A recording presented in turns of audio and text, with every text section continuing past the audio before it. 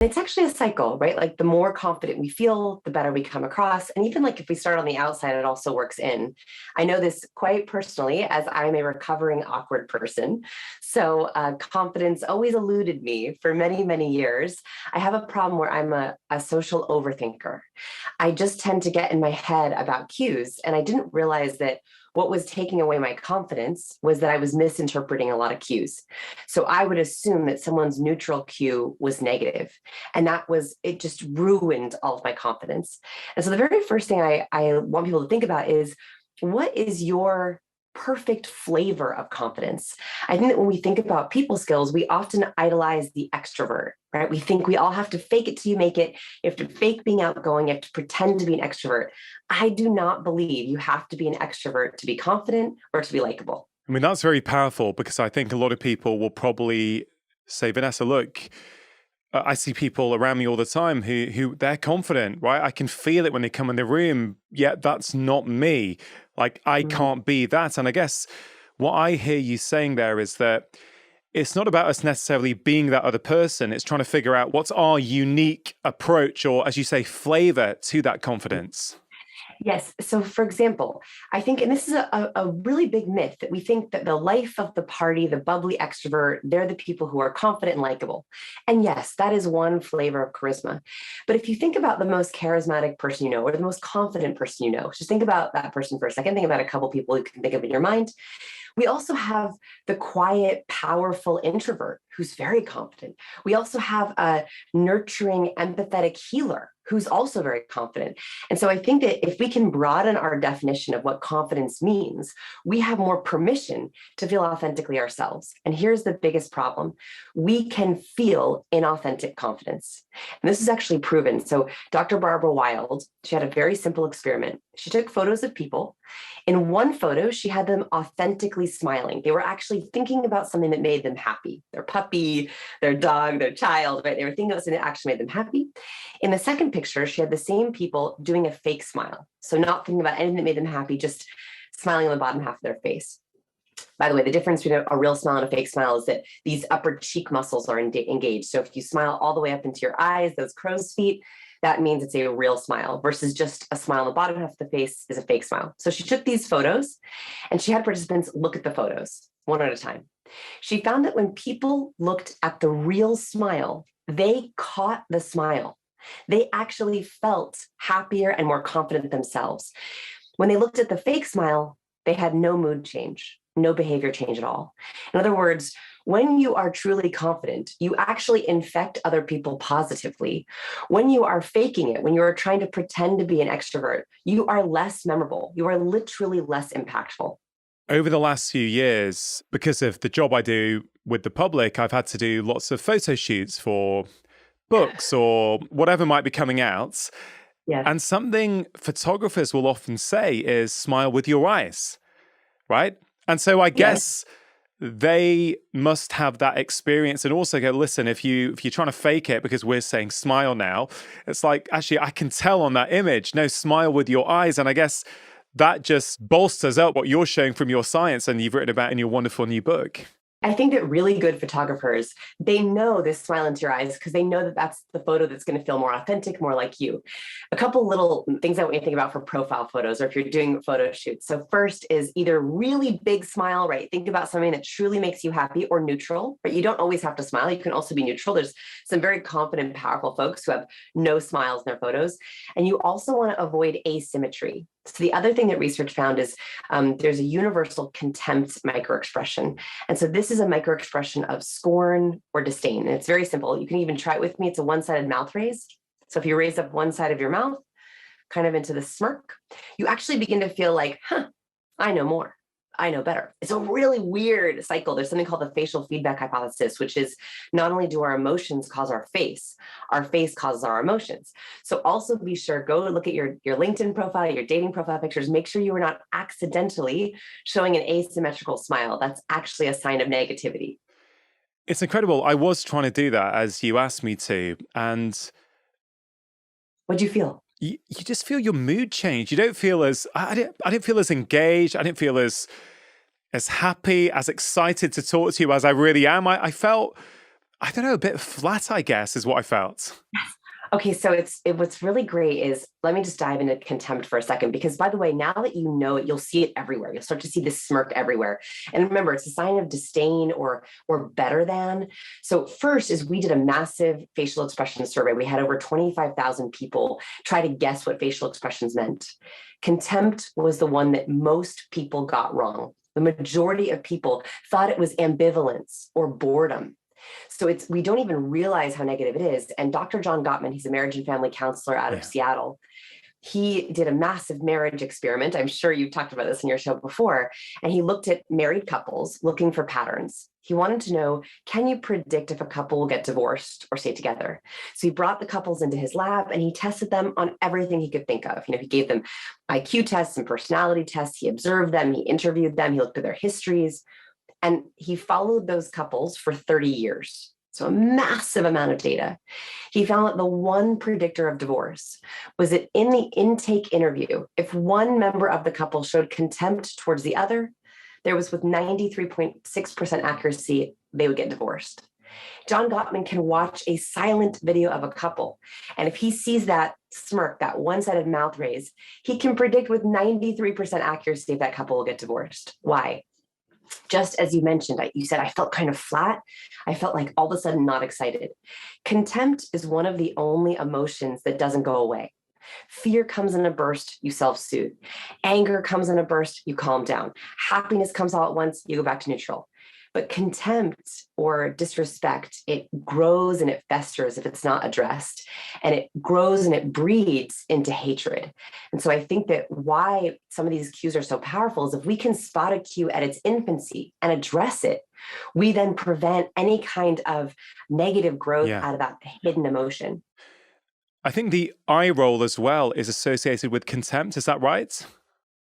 So the eye roll is funny. It's a negative behavior, and it's a little softer than a scorn, right? So if we roll our eyes, sometimes it can be that you're trying to process something. For example, humans tend to look away when they're trying to process something. So if you've said something that someone doesn't like, or they're trying to process, they might eye roll to be like, I don't know about that.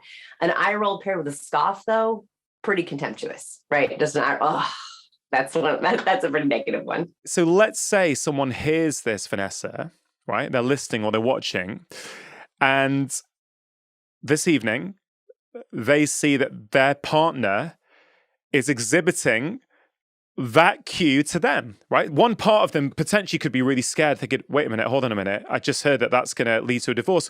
Or could it be that with that knowledge, we can actually address it and do something about it? Help me understand that. Yes. Every time you spot a cue, it's an opportunity. So if you see that on your partner's face, think of that as an opportunity. That is information, super valuable information for you to learn more, find out more, dig deeper. So you have a couple different options when you spot a cue. So there are 96 different cues, right? There's a lot of cues that we're getting sent all the time. Contempt is one of the more powerful ones. You have a choice with contempt or any negative cue or red flag. One, you can say, I noticed that contempt around this topic or this idea. I wonder what was going on there. I'm going to keep that in the back of my head and do more research. That's just information for you. Yeah. How wonderful to have more valuable information. Second, you can absolutely address it. So everyone in my life speaks cues, right? I'll be like, hey, I saw contempt. Is everything okay? I will literally say that. Or if you want to be more, more soft about it, you can say, does that make sense? Are we all good? How are you feeling? You okay? Does that work with you? Right. So even having a tiny moment of acknowledgement, I think, is a gift. Yeah. And this is how I like to think about reading people is we are so in need of belonging. We so want to be with people who truly, deeply understand us. And how amazing for you to go into an interaction with your partner or your best friend or your colleague and say, I respect you so much that I don't want to just listen to you with my ears. I don't want to hear the words. I want to listen to you with my entire body. I want to look at your cues, hear your voice, listen to your words, and I want to deeply understand you. So I think that the intention here is that every time you spot a cue, it's an opportunity to learn more about them, learn more about yourself, learn more about the relationship. Yeah, it's really powerful that, because as you described that, I was thinking, let's say I'm in a work meeting and I'm describing something and you notice this, then that's good information. You're like, maybe this isn't landing as I thought it would. Maybe there's a problem here. Maybe I need to just keep that in the back of my mind and come back to it later, right? Whereas if you hadn't noticed that, you might think, oh, everyone's got this, I can just move on. So I can see the relevance there. I can see the relevance in a personal relationship where someone is saying with their words, hey, yeah, I got it, everything's fine, yet you're noticing something else. And I think that speaks to a wider point that as I immerse myself in your work, which I have been doing, which I love, and your new book, you talk about cues and you put them into these 4 categories, don't you? Nonverbal, vocal, verbal, and imagery. And Yes. the first thing that came into my head, because it's something I think a lot about as a doctor, is that most communication is not really with our words, is it? It's that non-verbal communication. So maybe, can you speak to non-verbal communication a little bit? Explain how important is it? How much of communication is that? And why our words don't always tell the full story?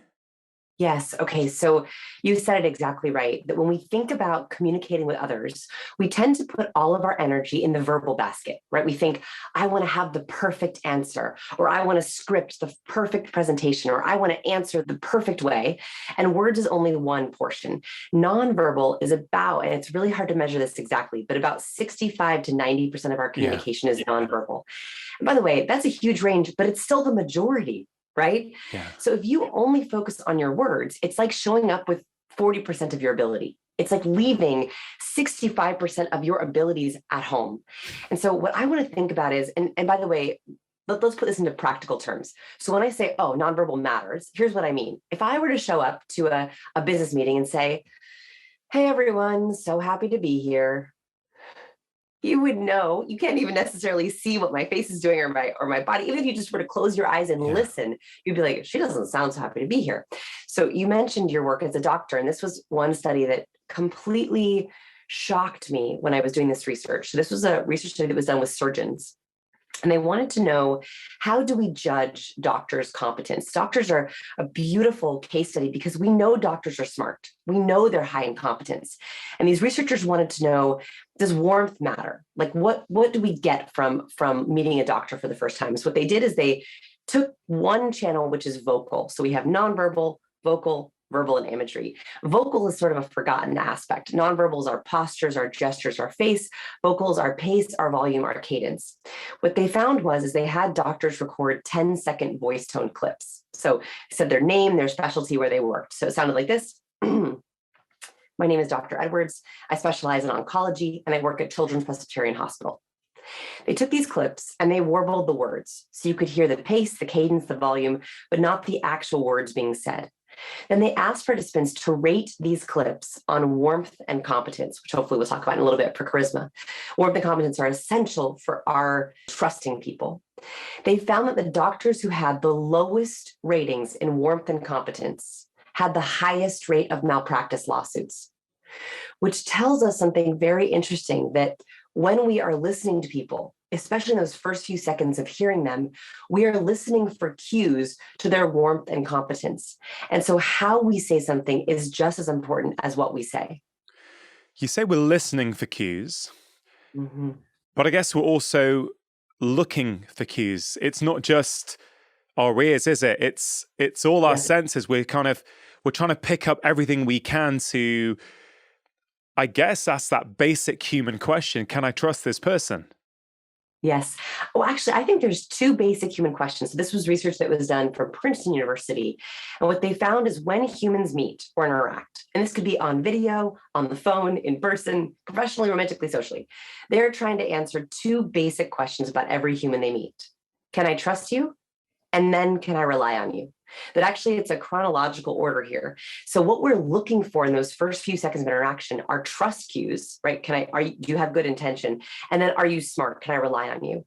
So those, being able to very quickly answer those 2 questions, I think that that's why we're drawn to certain people. We are drawn to people who very quickly signal trust, trust, trust, and then reliance. We're like, yes, those questions are answered. Whew. Now I don't have to worry about it anymore. So in a weird way, the more clear we are with our cues, the more magnetic we become, because we're just providing clarity for people. We're giving them less work to do in their brains. In your book, you write about charisma being a blend of warmth and competence. And then I hear those two fundamental questions that you just mentioned, and I'm drawn to that idea that charisma is warmth and competence. And the two questions are, can I trust you and can I rely on you? Which kind of neatly fits into that. Can I trust you is, I guess, warmth. I mean, you're the expert on this, but presumably warmth signals trust. And then competence answers the second question, says, hey, you know what you're doing. I can rely on you. Is that how you see it as well? Yes. So when we think about warmth, warmth is a basic human instinct for survival, right? So warmth is friendliness, likability, trust, openness, collaboration. So that is when a doctor or a business partner or a partner walks into a room, we want to know, do you like me? Are you a threat to me? Are you friendly? Right. So we're looking for warmth, like just are we safe? Are we going to be accepted by this person? The next question, exactly what you said, I'll even take it a step further, which is competence is capability. It's efficiency, it's productivity, it's knowing that this person, that they will do what they say they're going to do. We love being around people who both are friendly to us and do what they say they're going to do. That is, I think, the definition of highly charismatic, magnetic people, is we are drawn to people who are like, yeah, I like you. And yeah, I'm going to get it done. Ooh, that's like a secret magic cocktail that we want so bad. Is there a difference between charisma and confidence? It's a really good question. We really thought about naming this book either confidence or charisma, because those are two very powerful C words, and they are so close. Here's what I think the difference is, why we didn't use confidence in the title, is I think that confidence comes from knowing you have high warmth and competence.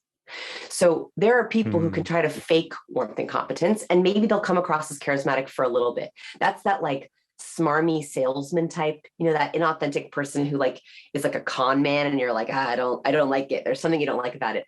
You can be charismatic for a short period of time using warmth and confidence cues, but it doesn't last. Confidence is knowing I am warm, I am trustworthy, I am authentically likable, and I am competent, I am capable, I am productive, I can get things done. So I think that when we are confident in our warmth and competence and our abilities, that is like that true deep charisma. Those people who walk into a room and you are drawn to them. Those folks who speak and you're like, I want to both have a coffee with you and pick your brain for my business, right? Both at the very same time. I think we all know when we meet people like that. I think everyone who's listening will immediately have in their mind a few people. They go, oh yeah, that represents this person or that person. And you're right, we are very much drawn to them. When I think about your work, I always think about, well, you're not asking people to fake it, really. Is it more that some people, let's say, are actually feeling full of confidence, but they're not coming across that way because they don't know how to do it? Is that what it is? And if so, then what can we do to help us come across as more confident, as more charismatic? To make it super practical, what are these things that we can think about utilizing? Love it. Okay, so you said it exactly. The reason I wrote this book I didn't even think I was going to write this book. This actually, the journey started 17 years ago, where I started noticing patterns. I noticed that highly charismatic people, didn't matter what their talent was, if they were athletes or business folks or politicians, they showed this strikingly set of similar charismatic cues. On the other hand, I noticed that bad actors, lying athletes, duping politicians, people who are faking it or fudging it, they also use a very similar set of cues for shame and fear and guilt. And what I wanted to know was, how do we learn those cues so that the people who are being underestimated, overlooked, they have so much confidence, they know their ideas are good. Most of our readers are highly talented, incredibly smart individuals. And this is the problem that smart people face, is very smart people rely too much on their ideas. Your ideas are so good that we forget about the delivery. And so what the research found, and this quote struck terror into my heart, and I was like, I have to write this book. What Dr. Fisk found is that competence without warmth leaves people feeling suspicious. So most people who have really good ideas and so much competence, if they're missing a couple of the warmth cues, even though they know they are authentically likable, they know they are trustworthy. If they don't know how to deliver their competence, people won't believe it. So yes, my goal is to actually, if you authentically feel it, I think that it's about delivery and less about the ideas. So a couple of very practical things that we can talk about. So I want you to think about your charisma like a dial, like a thermostat. So we can dial up our competence with the specific cues, and we can dial up our warmth with specific cues. If you are high in competence and you've ever been told you're cold, intimidating, or hard to talk to, warmth will help literally warm people up to you. Here are a couple of my favorite warmth cues. So the slow triple nod. So a slow triple nod, 1, 2, 3. Research has found that that helps the other person speak 3 to 4 times longer. So that is a very simple, easy warmth cue, but be careful not to bobblehead, right? So not just constant nodding, but purposeful nods. Second is a head tilt. So if I were to say, can you hear that? We tilt our head up to the side. They've actually found that when someone just head tilts while they're listening to someone, it encourages the other person to feel more engaged. These are very specific because I think that sometimes I'm an overthinker.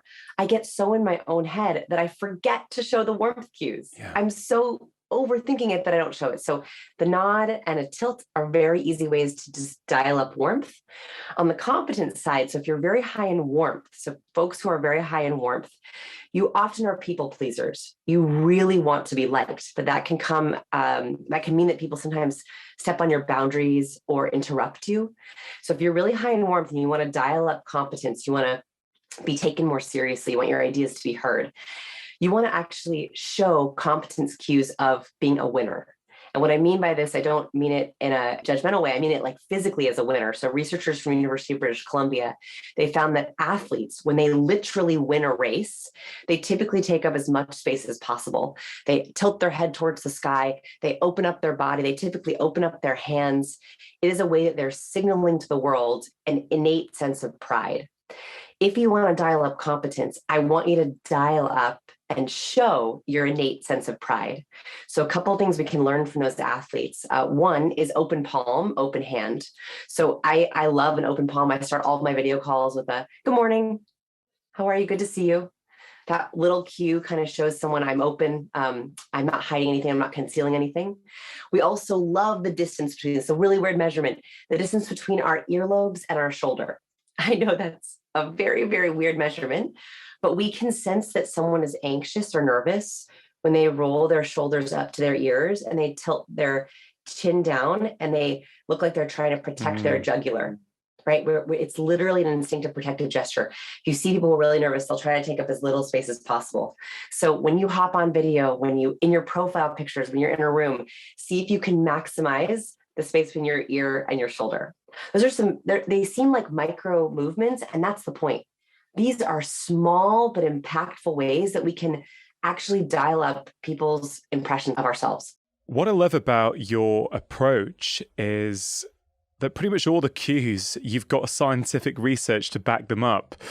And, you know, these cues weren't invented in the last 20, 30 years, right? These are basic, innate human cues that we have used for tens of thousands, hundreds of thousands of years to answer those two questions. Can I trust you? Can I rely on you? These are sending messages to other people, whether we want them to or not. Whether we could say, oh, they shouldn't do. Well, it's irrelevant. They are sending messages to other people, right, and they're wide in us. I remember a few years ago for my second book, which is called The Stress Solution, I wrote a chapter on human touch. And we're going to get to touch cues because I think it's really, really fascinating. But I remember there's a bit of research that was done at Liverpool University, this chap called Professor Francis McGlone. And he has found these receptors on our forearm and upper shoulder called C-tactile afferent nerve receptors. And he has shown in his lab that when they get stroked, it's something like 3 to 5 centimeters a second, I think. It activates them maximally and it lowers cortisol, the stress hormone in our body. And what was really incredible as I was thinking about this, I thought, well, no one's going to stroke their partner or their child and actually have a stopwatch there and go, right, I'm a bit too fast here, let me slow that down. No, this is naturally the pace at which a mother will stroke her child. And so it's naturally what we do when kind of other things don't get in the way. And I really feel a lot of your expertise is also speaking to that same kind of concept, which is, hey, if your shoulders are close to your ears, you may not realize you're doing that, but you are signaling to other people that you're uncomfortable, you're anxious, you're stressed. And so I love it how you're helping us take control. First of all, that study is absolutely fascinating because what I think is happening is, and this is a problem that also very smart people face, is that they think, I have a lot of smarts. I have a lot of book smarts. I know what I'm talking about. I don't want to think about my cues, or I don't know what cues to send, so I'm going to try to mute my cues. So this is the other thing that can happen is they think, okay, I don't know what to send, so I'm just going to send no cues at all. This is why you'll see sometimes very smart people will go stoic. They'll go very still. They try to be underexpressive. It's because our fear of, we have this instinct that, I am sending some kind of cue, but I don't know what cue it is. So I'm going to try to stifle any expressiveness. And the problem with this is when we underexpress, when we don't show enough cues, we don't send off messages of our competence or our warmth. And Dr. Tronick, I believe is his name, he did an experiment called the still face experiment, where he had babies in his lab with their mothers, and he instructed mothers to be playing with their babies and all of a sudden show a very still face. So they're still with the baby, they're still making eye contact with the baby, but all of a sudden they show a very still face. You can see that the babies immediately gauge something is wrong. And their mother is still there. She's still making eye contact. But the moment the mom removes all of her cues and expressiveness, doesn't show hand gestures, doesn't show facial responsiveness, the baby begins to go into stress. The baby begins to try everything that the baby can to get his or her mother's attention back. They do things with their hands, they screech, and eventually they begin to cry because they're like, why aren't you giving me expressiveness? Yeah. And so I think this is really important for folks who think, I'm just going to under-emote. I'm going to try to hide my cues.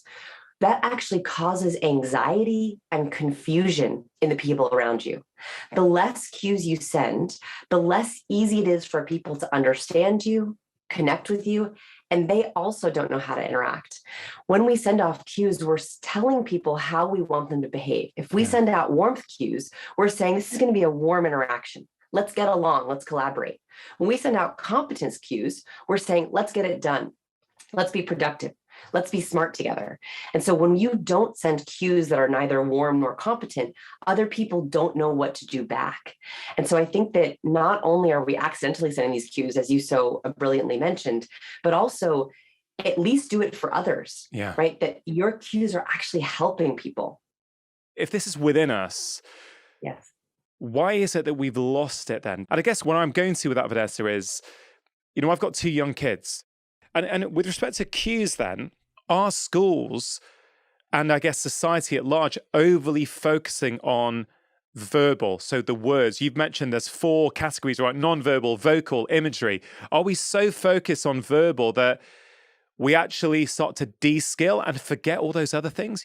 Yes, I think it's actually important to discuss this because we can actually help our future generations the more we talk about this proactively now. So I have a 3.5-year-old daughter, and what's just like you, I'm watching her learn cues right from the very beginning. And I notice she's very aware of my facial expression. She's very aware of my body posture. What's interesting is that I think as we get more one-to-many teaching, so what happens is when our children are home, they're often getting one-to-one teaching, right? Between their caregiver or their mother or father, or even a sibling, where there's a lot of back and forth where I raise my eyebrows, you raise your eyebrows, right? I smile at you, you smile back. I say, no, Sienna, you cannot do that. And she knows from my tone of voice, no, she cannot do that, right? There's a lot of one-to-one teaching. Then as children get older, they go from one-to-one to 1-to-5 to 1-to-20 to 1-to-30. In college, I had classes where it was 1-to-1,000, right? I was in a huge lecture. What happens is then you get less of this cue feedback and we get very, very focused on the verbal, right? We're listening to the lesson. And so we are sometimes reading cues, but we're not getting any of that cue feedback. And all we're doing, I don't know about you, but the older I got, the more I took notes looking down. And I've noticed that first graders are much more interactive, but every grade you go up, heads go down. So by senior year or even freshman year of high school, most kids, you look in the classroom, just take a snapshot, heads are bent down, taking notes furiously, and no one's making any cue exchange or eye contact at all. So that is partially that we're not getting enough practice. We're focusing so much on the verbal. We're literally not even looking anymore. By senior year, I was never looking at my teacher. I was literally just furious taking notes. And second, I'm delighted to announce that AG1, the daily health drink that has been in my own life for over 6 years now, have updated and improved their formulation based upon the latest science. And to celebrate, they're giving my audience a very special summer offer. Some of the upgrades include more magnesium, which supports muscle function and improves the ability of your nervous system to relax, and also 5 strains of bacteria instead of just 2 to reflect the latest advances in microbiome science. It also contains key nutrients like vitamin C, biotin, niacin, vitamin B6, riboflavin, thiamine, zinc, and folate in bioavailable forms the body can easily and readily utilize, maximizing their potential benefits. Nutrition can often seem really complicated. What diet should we be following? What supplements should we be taking? And I think that's one of the main reasons I really like AG1. They make it really simple for you to be the best version of you. Over 70 ingredients, 1 scoop, once a day for less than a cup of coffee. So if you want to support your health 7 mornings a week, get started with AG1, and right now, we have a very special limited time summer offer worth £58, which is around $80 US. To get 10 free travel packs instead of the usual 5 and an awesome welcome kit containing your shaker, scoop and canister with your first subscription, go to drinkag1.com/live more. Cues are like a foreign language in that once I tell you, oh, contempt is a universal scorn of disdain, I just taught you the equivalent of a vocab word. So like learning a foreign language, how do we learn foreign languages? First, we start with vocab words, the basics. Then we begin to think about sentence structure, how we put different vocab words together. Cues are the exact same way. We have to learn them cue by cue, word by word. So we learn, that's contempt. Oh, wow, that's a mouth shrug. Oh, interesting. There's a lower lid flex. There's the universal expression for anger. So slowly we're learning vocab words. And then if we're taught right, we learn to put them together. Interesting. If I add an open palm with a head tilt and an authentic smile, that's very charismatic. What we're not doing as parents and teachers is we are not teaching our children the language that we want to teach them, the words, and the cue language. Luckily, this is extremely easy to fix. There's only 96 basic cues. I know that sounds like a lot, but that's far less than how many words we need to speak. Yeah. If we can just begin to call out the words, and I tell my daughter, oh, look, I think she's smiling. I think she wants you to go over. You should go say hi, right? Or I teach her, when you see someone across the playground, give them a little wave and then make eye contact and see if they want to play with you. Those are 2 very easy cues. So the more that we can name these cues for not only our kids, but for each other.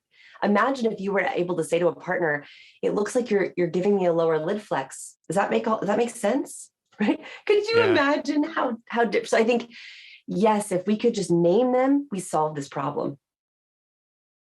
I love that language analogy because at the start, you're learning vocab and then you're trying to get it in your head. And then before you know it, if you practice enough, at the other extreme, you're fluent, right? So without thinking, you are now speaking that other language. Yes. You've described yourself as a recovering awkward person. So in your awkward days, yes, you presumably had to learn the skill of cues.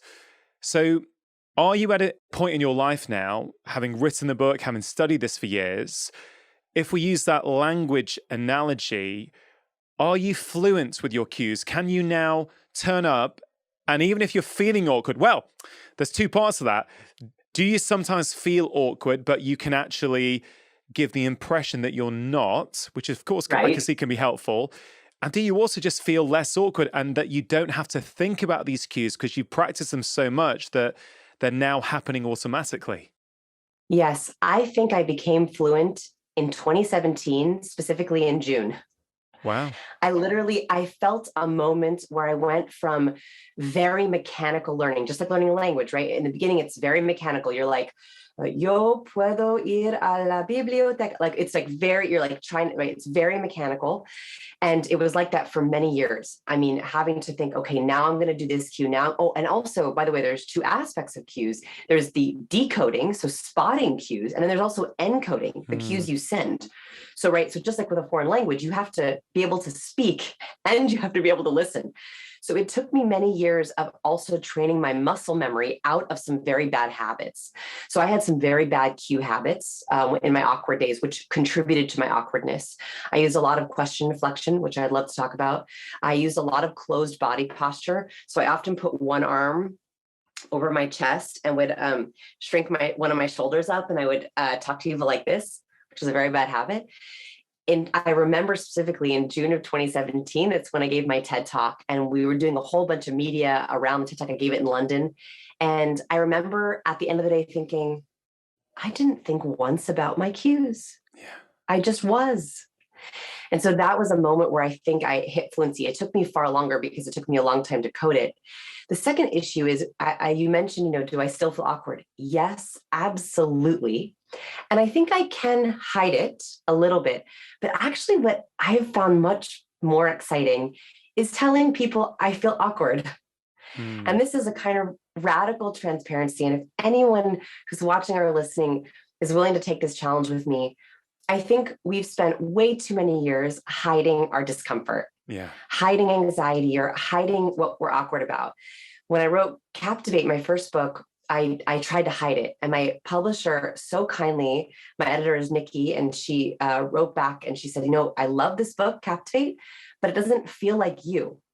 Can we do a little bit more about where it feels like you? And so we changed the entire nature of that book. And my opening line of that book is, hi, I'm Vanessa, and I'm a recovering awkward person. When I introduce myself to people, I say, hi, I'm Vanessa. I'm an author and I'm a recovering awkward person, because it gives me permission to be awkward if I feel it. And then we can make bad jokes and we can laugh at ourselves. And also I like being a beacon for other awkward people. Like, if you feel awkward, like, I'm safe, like, you can come and talk to me. And so, yes, I can hide my awkwardness, but I think that my mission now is actually to not hide it. And if I feel it, I feel it, and it's okay. Yeah, I really like that. There's a real subtle nuance there, isn't there? That you're not trying to say, listen, pretend to be someone who you're not, and actually, I guess, deceive people and manipulate people. Because you could go to that extreme potentially, I guess, and think, well, if I master these cues, can I kind of override them and actually deceive and give an impression, right? So that's one aspect. But if you're not using cues effectively, you've got all this knowledge to share, but people may be switched off from it because they think whatever, that you're not interested, that you're detached. But actually, it's not that. You just feel awkward.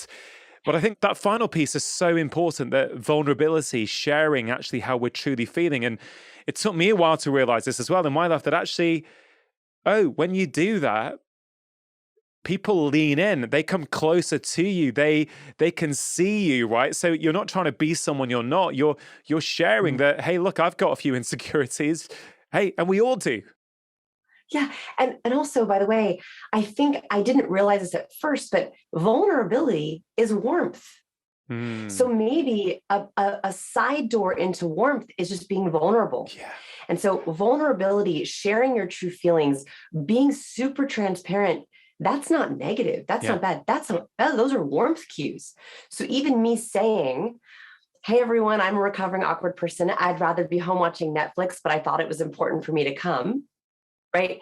That in itself is warm, which also helps people believe my competence, right? If warmth is a lubricant for competence, vulnerability, truth, and transparency is a way for people to believe your ideas.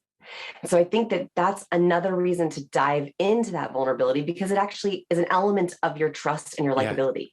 I love that. Vulnerability is the kind of way into warmth, because otherwise you're in the scenario where you're learning the cues, you're trying to come across as something you're not, you may not get all the cues right, and then people can also feel that there's something going on here. Her body language and her energy is not matching the words. And so that number one question, can I trust you? Well, automatically it's like, no, I can't trust you because something doesn't feel right. As I was reading your book, Vanessa, I thought about this phrase that I use a lot in my professional life, both for myself as a doctor, but also one of the things I'm proudest of is teaching doctors about the principles of lifestyle and how we can use lifestyle to help, yes, prevent illness, but also treat illness in a lot of situations. And I often get asked the question, what's the most important thing I've learned in 20 years of seeing patients? And for me, I have 4 words that I always say: connect first, educate second. And for me, I've always felt that, and what I always try and teach younger doctors and sometimes older doctors is, listen, no one really cares how much you know and what you want to educate them with, right? Until they really feel that you care. So I feel intuitively I've always done this, which is take some time to connect, make sure they feel seen and heard before I then go on to trying to educate them or helping them. And so I thought what might be quite useful is to unpick what I think I do with a patient, and you can tell me what the science says and how that fits in with cues. Are you up for that? Yes, I would love it. And I call this a nonverbal protocol. Right. So I think everyone should have this based on your goals. It could be, you should have a protocol for a date, a friend-to-friend interaction, or professional interaction, which is what do I want to cue in the first few minutes of interaction so I can be purposeful for the other person. So I would love to hear your nonverbal protocol or even some vocal protocol of I would love to know what you do, and then we can break it down. So I don't think I've ever thought about it in terms of a tick box list that a patient comes in, I'm going to do this. And I guess there's a broader question. Do some of us intuitively do this more than others? And so, okay, I think so. It's an important note. You're right. So I'm an awkward person, so I have to learn by protocols. Got it. Yeah. And this is important. So if you're listening and you're like, I need a checklist, I need a formula, I need a blueprint. Cool, right? That's how you learn, and that's okay. If you're more of intuitive, a feeler, a healer, you're empathetically already tuned in. Amazing. You don't need a checklist. It's just good to know the science about how you're already intuitively doing things. Yeah. So yes, it's 2 different kinds of ways of learning. I love a unique approach for whoever you are. I really, really like that. So if I'm imagining, right, I will always go to the door. I'll walk to the waiting room usually, and I will get the patient because I feel it's a lot more personal. And then I'll walk to the room with the patient, and then, I'll say, hi, how you doing? I'll sit them down, and I'm a tall guy. You can't see this on Zoom, but I'm, 6 foot 6.5, nearly 2 meters tall. So, I might have, a little old elderly lady coming in to see me. And so I'm not going to sit up straight and proud in my chair. I'm going to lean in. I'm going to lower my posture. So I'll probably have a rounded back, which is probably not great posture for my body, but I want to get on the same level as that person. I'll lower my tone. The pace at which they're speaking, I think I naturally start to, mirror that pace. What can you see in that you can sort of unpick for us? Okay, let's break it down. Even you actually skipped over the most important part. The most important part is actually the moment you open the door. And this is a mistake that I know as humans, you as a doctor are thinking about the room. So even how you told me that story, the intro was very quick and then you wanted to get us in the room. But actually our first impression happens the moment we first see someone, not the moment they start talking, not the moment we start our meeting or our pitch or a date or a presentation. This is a common mistake I used to make is I would prepare for the thing, right? The date, the presentation, the pitch. But actually, when we make a first impression, it happens in those first 10 to 20 seconds of seeing someone. So when you open that door, and this is for anyone opening a restaurant door, opening your office door, opening waiting room door, is the very first thing I want you to do is you're opening the door with lots of space between your ears and your shoulder. It's more important then than later. Later, I like that you go down to their level, but you're super broad. You're opening the door broad, right? So you're having more of an innate pride gesture. I want you to immediately seek mutual gazing. So you're looking around the room for your person, you find them, and there's actual research by Monica Moore who looked at this. A searching gaze and then a long hold makes us feel so good. It's literally your way of saying to someone, I'm looking for you, I'm looking for you. I found you. And we Yeah. love to be found. So it's a sweeping gaze around the room. You find your person and you immediately try to lock eyes with them. Now, in your situation, you probably have someone who hears their name being called or sees you and then has to get their purse and their coat, right? And so I want you to hold that eye contact with them until they are walking towards you and also making eye contact with Mm. you. A mistake that I think people can make is they'll say, hi, or come on in, or hey, it's so good to get together. And they immediately turn and walk away. Turn their back. Yeah. Yeah. So I want you to hold open the door, searching gaze, hold their gaze. Then they finally stand up, they're walking towards you. Just a couple beats. It doesn't even have to be very long, just a couple of beats of that mutual gazing. You immediately are triggering oxytocin. So oxytocin, I'm sure you talk about a lot. It's a very complicated chemical in our body, does lots of things. But if for our purposes, when we lock eyes with someone, we produce oxytocin, which helps us feel chemically connected. And that's incredibly important for trust. They actually found that if you give someone a nose spray full of oxytocin, they trust more, collaborate more, and share more profits Wow. in prisoner's dilemmas. Like it's a immediate trust cue. And so that can I trust you? That eye contact, you're very quickly answering that question. Absolutely, you can. I'm keeping eye contact. Why? Because when we're nervous or we're hiding something, what do? We look down. We look down and away, right? Like when my daughter takes too many cookies, right? I say, Sienna, did you take another cookie? And she looks down, no, because she doesn't want to make Yeah. mutual eye contact. So you don't want to look down or look away in those first few seconds. So that's only the first few seconds. Does that make sense before Yeah. we keep Yeah. going? Yeah. Brilliant. Love it. Okay, good. Okay, so broad pride door, searching gaze, you make eye contact, they're coming in. If you feel naturally you want to smile, great. If you don't feel naturally you want to smile, that's okay too. I would rather an authentic smile than a forced smile. Always, always. So if you're really, truly excited to see someone, this is the time where you're like, oh, it's so good to see you. And your verbal here doesn't have to be rocket science, but it should be something slightly positive. So it should be, it's so good to see you. Wow, I'm so glad you could come in. I'm so happy we could do this. The reason for this is because in the first few seconds of an interaction, our brain is doing a lot. Right? It's trying to gauge all the cues. We're trying to make sense of things. Maybe someone's nervous or sick. So if we send off just slight verbal cues of good, glad, happy, pleasure to see you, pleasure to meet you, we go, we're okay. And that's because research shows that when we hear words like happy, our brain is more likely to take that cue and internalize it and then say, yeah, happy. I'm happy to be here too. It's a very weird thing. So, a couple positive words, same thing on video, by the way. The moment I hop on video, I'll give a nice, hey, good to see you. Yeah. Oh, I'm so happy to be here. Little small. The other thing you can do here is, and you didn't mention this when you were telling me the story, do you shake hands? Do you wave? Before the last couple of years, yeah, always. I would Yeah. always shake hands with my patients. Like I can't remember not doing it with anyone really until Yeah. things started to change. Yes. So this is the problem with this time we're in. So one, if you can and you feel comfortable shaking hands, oh, it's so good. And that is because a double dose of oxytocin is eye contact plus touch. Hmm. We can talk about touch cues, but the moment you get a touch with an eye contact, your body's like, oh, this is an ally. Yeah. If I'm close, our bodies are smart, right? Our bodies know if I'm close enough to you to make mutual gazing and to handshake, you must be a friend. I should try to get to know you.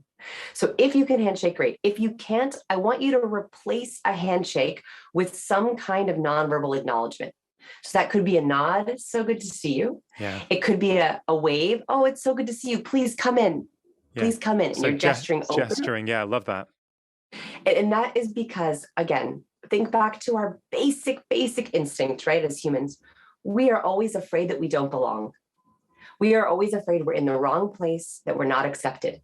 So if you can constantly be sending cues of you're welcome here, it's so good to see you, absolutely double handshake, yes, I'm making eye contact, all you're doing is calming that inner sense of worry. So a wave gesture, a nod gesture, you bring them in. Do you usually walk ahead of them or next to them down the hallway? It kind of depends on which surgery I've been in the past. I guess in one of them it was quite narrow, so I would usually walk ahead. But then what I would do is I would get to the door, open it, and wait, and allow them in first and gesture. So that's the one I guess that comes to mind at the moment. Yeah, and that's great, by the way. So if you have to walk ahead of someone, opening the door is wonderful, especially if you aim your entire body towards them.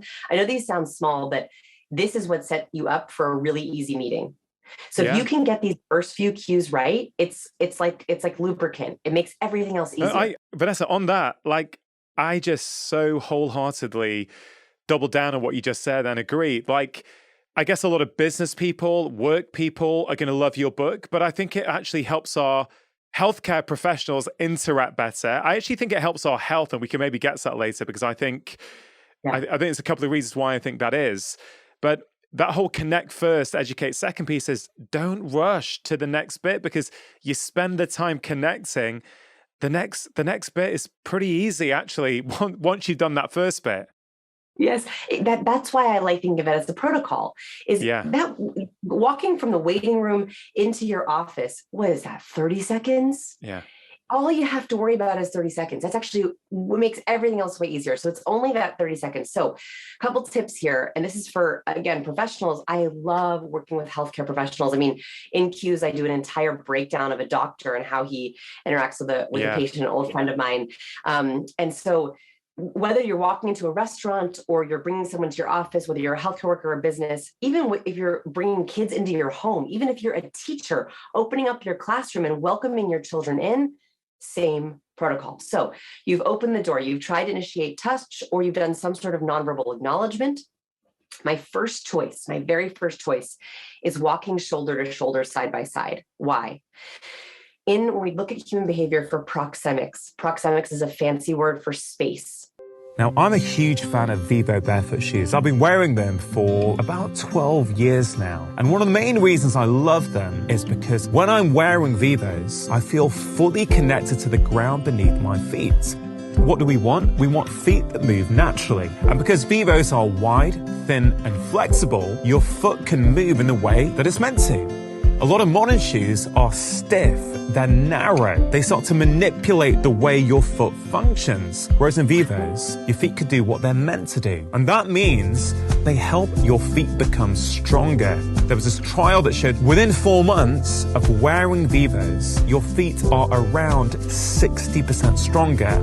Your feet are your foundation, and when you've got problems in your feet, it goes all the way up the chain. It can go to your ankle, to your knee, to your hip, to your back, and even to your shoulder and neck. And as a doctor, I have seen back pain, hip pain, and knee pain actually start to get better when people start to wear barefoot shoes. To get 20% off your first order, go to vivobarefoot.com/live more. Between humans, we have space boundaries. And the closest boundary is our intimate zone. That's about 0 to 18 inches apart. I don't know what that is in the UK. What you might have to do some math. And that's okay. We use inches as well. That's fine. Okay, good. 0 to 18 inches apart. So that is the intimate zone. And we don't like people in our intimate zone. But if you are in a healthcare industry or you are about to do an examination, you are going to get into their intimate zone. Yeah. So a really safe way to go into someone's intimate zone is to go shoulder to shoulder, because that's not threatening. So walking down a hallway, and just if you've ever done this before, have you ever imagined you're walking and you're in lockstep with the person next to you? Yeah. There is something physiologically when you're like walking with someone and they're shoulder to shoulder and you're in the same lockstep, it's literally mirroring. Yeah. And that mirroring, plus you're in their intimate zone, but it's still safe. It's like an enzyme for interaction. Like it's going to speed up your rapport so much. So if you can walk side by side, shoulder to shoulder, and then you're looking over at them, how are you doing? How was your day? It's so lovely to see you. So you're making a little bit of eye contact and walking. You're walking in lockstep, which is mirroring. Mirroring is a beautiful one of my favorite charisma cues is mirroring. So it means you're showing similar body language. That's going to set you up for whatever you say in the room. And then if you can open the door for them, wonderful. You sit down, and you mentioned something very important. You said, I'm tall, so I hunch over. I actually don't mind it now that your first impression has been made. Right? You already have you had a broad first impression. Going down to their level is a way of showing nonverbal respect. That's actually a beautiful gift, as long as it's not in those first few seconds. So you could sit down on a stool or a chair. As long as you're on the same level as them, like trying to get the same level, that is a show of nonverbal respect. So I love that you do that already. Yeah, really powerful to hear that. And I think as you've mentioned, that has such broad applications. Yes, we use the model of doctor getting a patient, right? But Yes. if you're running a team meeting in your job, and what are you doing to connect initially and give that warmth before you kind of rush in? And I guess there's a wider point for me, which is electronic communication. Yes. So yes. There's many ways that we communicate electronically. Of course, we are, using the wonders of modern technology to have this conversation. I can see you through the camera and the video, right? That's wonderful. Let's go to email for a minute. Because I've noticed, I think we all know that tone and all kinds of messages can get misconstrued on email or text message. I'm sure there's no one listening or watching who hasn't at some point either got the wrong end of the stick or given the wrong end of the stick via those modes of communication. And I know there's a few emails I receive, I just don't want to reply, right? And of course, we all have emails we don't want to reply to. But I've unpicked this a little bit. I've had to think about it in the past, but also in prep for this conversation. I think, sometimes the emails are so blunt and to the point. It's not that I intentionally don't want to reply, but what happens, I read it, I don't feel good. So I go to the next one and I deal with the other stuff where I like the rapport and I get back to this stuff, pretty quickly. And then before you know it, there's been a new barrage that's gone to the bottom. And before you know it, it's on the second page of your inbox and I never get back to it. It's not that I'm trying to be rude or trying to ignore. It's just, if I put it through your lens, right, there may be competence in that email, but there's zero warmth. And without the warmth, I just switch off. So maybe unpick that a little bit for us. And, is this real, do you think? And is this something we need to think about when sending emails? Oh, yes. So what you were picking up on is why we are so burnt out. So I would argue the reason we are so burnt out is because more and more of our communication has gone to email and to videos. And so that means that we are having to work even harder to get the cues we need to be able to succeed. So in an email, especially, remember that we cannot digest competence without warmth. Competence without warmth leaves us feeling suspicious.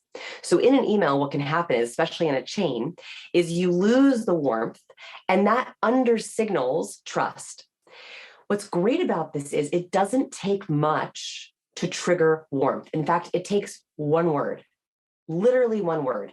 And I did this research with Dr. Paul Zak. So Dr. Paul Zak, he's like the oxytocin researcher. I adore him. He's done so much incredible work on how our chemistry helps us connect. And right at the start of the pandemic, I reached out to him and I said, what are we going to do with this lack of oxytocin? And so we had some ideas. We wondered if, when we meet a person and we make eye contact and we shake hands or we hug or we fist bump or we cheek kiss, we get this burst of oxytocin. We wondered if we could say what we were missing and that would replace the oxytocin or the engagement. So what we did is he has a software that he's created in his lab. He has a lab called Immersion Neuroscience, where he puts it on people's smartwatches and it measures their skin conductance and their heart rate. So it's a way of measuring literal engagement. It doesn't measure blood, right? I wish we had smartwatches that could take our blood, but not yet. So it measures skin conductance and heart rate. And he has this software. So what we did is we had people put this software on their smartwatch. And I filmed 2 different versions of videos. One video, I used neutral positive statements. Things like, so happy you're here. Welcome to the call. Happy to talk to you. So neutral positive, ways that we often start our conversations emails. In the second video, and by the way, that got a little bit of skin conductance. A little bit. Yeah. A little bit. Still pretty good. The second video, I said what I wished I could touch. So if I were to meet someone, I would typically give them a handshake. So I'm like, I'm sending you a handshake from here. I'm sending you a virtual hug. I wish we could cheek kiss, but alas, this will have to do. So I had statements where I said the physical touch that I would have done when we met. On that video, it was double the amount of engagement. So even just in an email, thinking, what would I say or do to this person in person? You can say, that doesn't necessarily have to be a touch word, but it can be an engagement word. Like, there's a very big difference between Do you have the documents for the meeting next week? Okay, very high competent, right? You're like, ugh, that's an email that you let go to the bottom. Versus, hi team, was hoping you could help me with something. Do you have the documents for the meeting next week? What that does is you're actually cueing their brain. You're reminding them we're a team. Team is a great engagement word. It literally is like if we were in person, we'd be sitting around the table as a team. You're also saying, I was wondering if you could help me with something. Help is also a very powerful word. The other thing you could do, the next level here, is you can think about how do you want someone to feel before, during, and interacting with you? What is the emotion that you want to cue? If you want someone to be warm, you should be using warm words. Collaborate, trust, can't wait to work together next week. If you want someone to be competent, can you use more positively competent words? Win, productive, efficient, brainstorm, power through. Those cues are your way of giving gifts to the people you're dealing with. You're literally saying, I want to cue you to be your best self, and so I'm going to gift you those words. By the way, you mentioned, email. Video is also everything I talked about in that nonverbal protocol works on video. So when you pop on video, the exact same thing. Looking for sweeping gaze, I find my eye contact. Thank goodness research found we still produce oxytocin even through a webcam. So even just making eye contact with your camera, it's not quite as good, but almost as good as actual contact. Same thing, a nonverbal greeting. Oh, it's good to see you. Little hand wave, little nod. Same thing with, tell me all about you. And I'm leaning over now, so we've made our first impression. All the same rules apply. But we just have to make sure we get creative. For anyone watching this on video, you just leaned in and it changed how I felt. Like it literally, I'm like, oh, she's really interested. Man, I think this is huge, absolutely huge, given how much we communicate electronically now, where, frankly, it's verbal. There's no non-verbal there. And we're saying 65 to 90%. So maybe as much as 90% of your kind of human communication is not there. Right? Yeah. And I know so clearly this is why I don't want to respond to certain people and certain emails, because it's competence with zero warmth. And I actually tried it. I thought, okay, Rangan, maybe you're a Philistine and stuck in the dark ages. Maybe you need to get down with the kind of modern email communication, because I'm the guy who writes almost like a letter on email sometimes. Hey guys, hey, how you doing? I hope, hope your kids are doing okay, or, whatever. I hope you're having a good day and enjoying the sun. Hey, was just wondering if you could help me out with this, right? That's what I used to do. I think I tried for a few weeks. I kept seeing people like email me differently. I thought, I'm going to try this. I'm just going to go, hey, how'd it go? Where's the video? Where's this? And I can't honestly say I know the response, but it didn't feel good for me. Like it didn't feel like I was being me. I thought I've just cut out. Like if I reply to people on DM on Instagram when they contact me, and I don't get to read and reply to everyone, but I try to as much as I can. I'm like, I feel bad just giving a quick answer. I always feel like I'm almost writing a 1 or 2 paragraphs, because otherwise it feels non-human. I think this is such a big point for, yes, our generation, but even kids now who are growing up with a lot of electronic communication. How can we bring that humanness to that electronic communication? I think that means text message as well, right? Oh, absolutely, text messages. And by the way, I just want to make a note here is like, you would never walk into someone's office, open the door and say, do you have that video for me next week? Close the door. Right. So that's why it feels so wrong to you, is because we know that's not what we would ever do to another human, but we're in this weird medium that's very efficient where we do it. And here's I think where it can get exciting is I love a long email. Don't get me wrong, but sometimes we cannot send a long email. Right? Sometimes we have to keep it short. So use power words. It is absolutely okay if you're like, okay, I have one quick question. I don't want to have a whole like, dear team, I hope your children are doing well. Like for the important emails, I do hope you do that. For the quick ones, you can even add 1 or 2 words like quick help, if you don't mind, answer. Right. So like even just adding in like a little bit of extra humanity. And I do want you to think of it as adding in humanity. That warmth is going to get you a better reply. Yeah. That warmth is going to make it smoother. Text messages are interesting because text messages can mimic slow conversation, right? Like if we text someone and they text us right back, it is a little bit of a back and forth. And so it's sometimes okay to have short answers because we're having this back and forth. What I want to make a note of for text messages is emojis, exclamation points. So I talked about warmth and competence, right? So your best emails are hopefully a blend of warm words and competent words. And this is a little art, not science. So warm words tend to make me feel the warm and fuzzies. Friend, collaborate, both together, happy, open, creative. Those are kind of warmish words. They make me feel sort of, yummy inside. Competent words make us want to get things done. They make us feel capable, win, achieve, master, productive, brainstorm, power through, efficient. Those words want me to get things done. So I can usually tell when someone comes into our lab, I ask them to open up their email sent folder, which is always a fun thing to do. And I count the number of warm words and competent words in their emails. I highly recommend, if you're willing, after this show, open up your email sent folder, pull up a recent important message and count the number of warm versus competent words. That will tell you exactly what cues, what impression you're giving off to others. And then you can be more purposeful. So emojis are highly warm. So one smiley face is worth one warm word. Exclamation points are highly warm. One exclamation point is worth one warm word.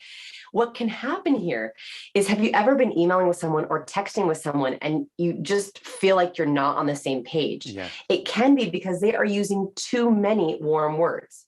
So a funny kind of thing to think about here is, are you an exclamation point user or not? There are some folks who are highly competent. It's physically painful for them to put an exclamation point in a text message. Physically painful. And they have to force themselves to add that exclamation point. That is your natural human instinct to add warmth. If you're texting with someone who uses a lot of emojis and exclamation points, you go, well, I better mirror them. I better respect them. Okay, I'll try to add an emoji. On the other hand, percents, dollar signs, or amounts of money, numbers, charts, graphs are highly competent. Yeah. So for example, in healthcare, if you're sending results back or you're giving specific advice, that's extremely competent. It's going to be harder for people to remember and activate the advice you give if you don't have some of those warm things to start and end. It's so powerful. And I mean, fundamentally, Vanessa, what your work and book is about, to me at least, is enhanced communication, right? How do we communicate better?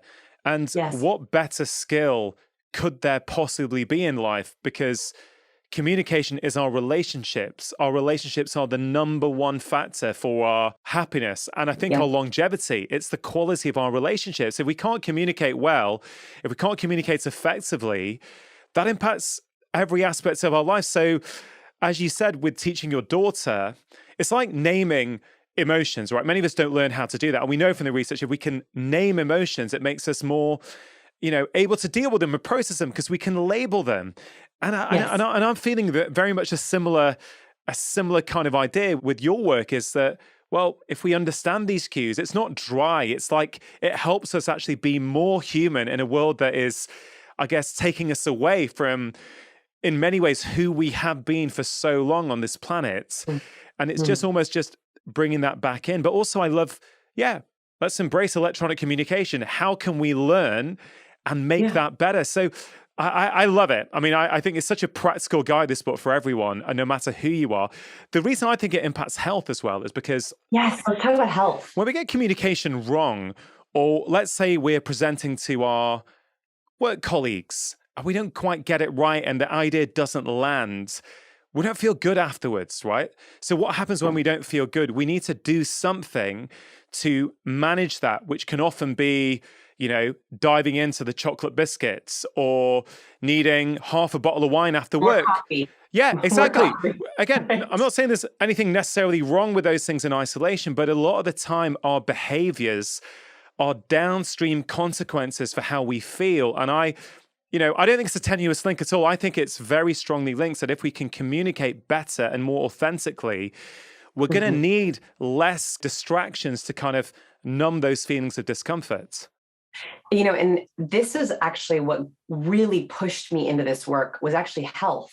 In that, as a social overthinker, as an awkward person, I would get into bed at night and I would replay every bad conversation in my head. And when I didn't know how to communicate, I was having a lot of them, right? I was having a lot of weird miscommunications, bad emails. People weren't replying to me, weren't responding to me. And so I would lay in bed for hours over analyzing these conversations, pumping cortisol, feeling adrenaline, laying in bed at 11 p.m. at night because I knew that I was getting something wrong, that something was off with my relationships. The famous study that we feel social pain in the same area that we feel physical pain. So having social pain makes us literally feel like something is wrong with our body. And the study that pushed me into this was very simple. They noticed that participants in their lab, when they spotted a cue of social rejection, so a cue of social rejection could be an eye roll, as we talked about earlier, could be a scoff, it could be a dismissive tone of voice. Yeah, great idea. When we hear or see a cue of social rejection, our own field of vision increases. Literally, the moment we spot a cue of social rejection, our eyes dilate so we can take in more of our environment. What's our escape route? What do we do next? Are people sending more cues of rejection? That was the first time where I realized there's a link between the cues we are being sent and our physiology. So it is real when you are having bad communication or your cues are off or you can't read cues, that it is affecting your physiology down to your pupils. Right?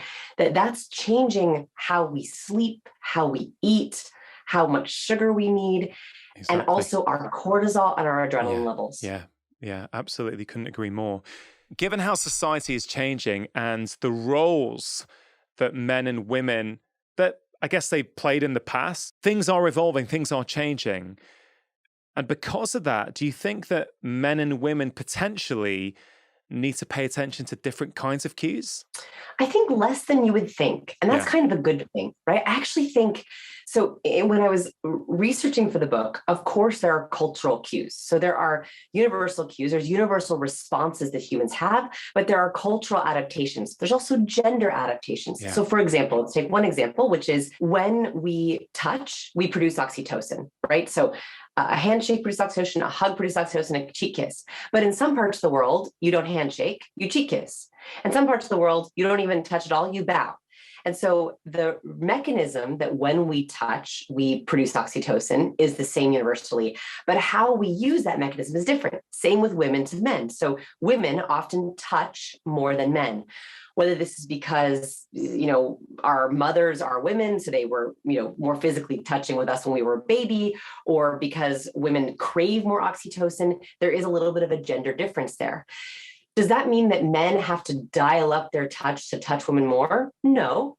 Does that mean that women should dial down their desire to touch to try to honor men? No, but it's a really interesting thing to know. So I think that what's interesting for us to just keep in the back of our head is that typically women default to higher in warmth. Typically, not always, men default to higher in competence. This is not always the case, but it's often the case. So that's just good to know. So for my ladies who are listening, we need to know that when we walk into a room, people are going to assume a little more warmth simply because of our gender. Is that bad? No. But is it something that we should really keep in mind, especially in negotiations or interviews, or if we're trying to be high competence? Yes. Does that mean I have to show a few more competence cues than my husband? Yes. Men also need to know that when they walk into a room or hop on video, they might be getting more default to competence. Is that bad? No. But it does mean that if they want to show up as warm, as collaborative, as trustworthy, they might have to dial up or use a few more warmth cues to make sure that people believe in their warmth. Yeah, super, super helpful. Really, really nuanced. Very, very helpful.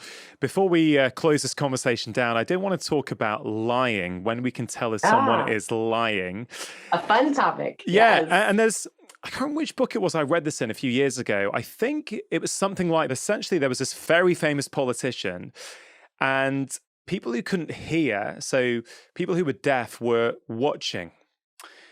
And when they were questioned about what they saw, a lot of them were confused, I think, and a lot of them said, there's something not right here. Something is not matching up. I think that person is lying. And what's incredible to me is that they couldn't hear what this politician was saying. It was all from their body language, this nonverbal communication. Yes. So lie detection is a very interesting science. There's no Pinocchio's nose. So we haven't yet, maybe one day we will, we have not yet found there's one cue that always means someone's lying. But there are some statistical cues to deceit. In other words, that when we observe liars, there's some things that are patterns that liars can do or tend to do. One is actually kind of a funny Pinocchio's nose one, which is, I think there might have been some truth to whoever wrote the story of Pinocchio, because one researcher found that we have this tissue in our nostrils that liars, sometimes it swells and it begins to make your nose itch. Wow. So there is a little bit of truth to your nose grows when you lie, because we can sometimes have this itchiness. So that means that when people lie, sometimes not always, this is a common thing we see with liars, they will touch, itch, or scratch their nose. In fact, one set of researchers looked at Bill Clinton's testimony during the Monica Lewinsky trial. Yeah. And they counted all of Bill Clinton's nose touches. When he was telling the truth during his truthful answers, he only touched his nose twice. When he was telling his lying answer, specifically saying, I did not have sexual relations with that woman, he touched his nose 26 times. 26 times. So there are cues like that that we're learning more and more. It's our body doesn't like to lie. Our body knows lying gets us into trouble. And so there's all these leaks of the guilt and the shame that we have around lies. One of the experiments we did for the book, which was so much fun, is we had hundreds of readers submit videos of themselves lying, specifically playing two truths and a lie. So if you ever played the game Two Truths and a Lie, you say two true statements and a lie, and then someone has to guess what the lie is. One of the biggest cues we found, interestingly, was actually a vocal cue, which is that people on their lie tended to use the question inflection. The question inflection is when we go up at the end of our sentence, as if we're asking, not saying. So there are two truths and a lie would sound like this. I'm from Los Angeles. I love dogs, and I'm a vegetarian. Right. Because liars want to know, do you believe me? They know subconsciously, this is not a statement. Yeah. I am asking this lie. And so a couple of things for us practically is, one, make sure that you do not accidentally use the question inflection. Research has found when they actually played clips for people in a brain scanner, when people heard a question inflection accidentally used on a statement, where they listened changed. They went from just listening to scrutinizing. In other words, our brain hears a question inflection as, something's not right here. Why did they ask that? So whenever I do sales trainings, the biggest mistake that sales folks make is they ask their number. So they'll say, we'd love to work with you. We'd love to have your business. And the cost of the service is $5,000. And they wonder why they get negotiated with, pushed back, why they can't close deals, is because the question inflection is telling other people, this number is a flexible number, right? Yeah. I'm not so sure about this number, neither should you be. So one is make sure you do not accidentally use the question inflection, especially on prices, timelines, or advice, especially for our doctors or healthcare workers. If you're giving prescriptions or you're giving something that someone specifically has to do, say it, don't ask it. Yeah. If you ask it, your patients are more likely to doubt it, and also they're less likely to remember it. Wow, there's just so much gold in all of this stuff. I think we've just about got enough time to briefly mention poker. There was a great piece in the book on this, which I really enjoyed reading. Had this lady without much experience went and got all the way and I think won some big tournament. Can you maybe just give us the kind of top line of that for people? They could read the whole thing in the book, but just that kind of top line, because it was so interesting. This is so great. So Konnikova, she's is not a poker player. She's an academic. She wanted to know if she could teach herself how to play poker and win tournaments by using cues. And she discovered a little study that was a real academic study on poker. And I'll have people guess. So she wanted to know, in the study, they had people guess which hand they would want to see. So A, you could see someone's entire body. while they played poker to try to guess if they have a good or bad hand. B, you could see just their head and their facial expressions to see if they have a good or bad hand. Or C, you can see just the back of their cards and their hands to see if they have a good or bad hand. They asked people to guess, which one would you like to have? And almost everyone guessed, well, of course, the whole body. I need more information. But actually what they found is people were more accurate at guessing a good or bad poker hand just looking at the person's hand gestures, just looking at how they held their cards. And Konakova took this cue all the way to the end of tournaments, won a lot of money, but with using this cue, because when poker players are playing, they are very good, especially the expert poker players, at muting. They can hide their facial expressions. They can fake their facial expressions. They can change their body posture. What we're very bad at is hiding our hand gestures and our hand behavior. And so the way that someone holds their hands is a very easy way or a good way to see if someone has fluidity of movement.